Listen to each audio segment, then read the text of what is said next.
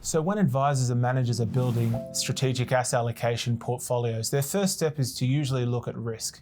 Now, this is not risk as to whether shares are riskier in 2007 compared to what they were in 2009. This is risk looking at standard deviation and volatility. From there, they build the asset allocation based on the historic risks and standard deviation of the portfolio over a multi-decade time frame. From there, we're looking at then a market-based return. And then from that, it's really inconsistent as to what that means for you and your clients and the success of them actually achieving their goals. Now, we at Morningstar, we'll put our hands up, we used to actually manage money like this. However, in 2009, we actually had a fiduciary responsibility, we thought, and this is led by Daniel Needham, who's now our Chief Investment Officer in Chicago, around when our asset class convictions gave us the opportunity to double down and invest in good opportunities, and then also to protect capital when it made sense to do so, we needed the flexibility to act in your client's best interests.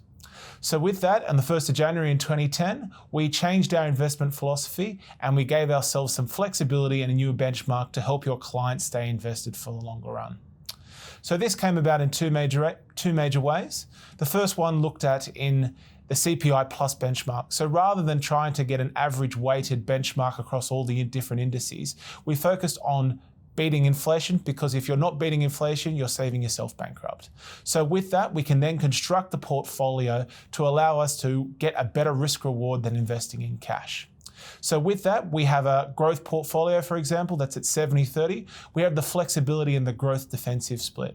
So with that, we have the ability to go up to 85% of growth assets and down to 50% of growth assets, again, when it makes sense to do so in the cycle. And on top of that, we have the flexibility to invest in assets that we like and assets that we want to invest in, not because we have to, but because we want to invest in those assets. So for example, our Australian shares exposure looks completely different to what an SAA manager would have.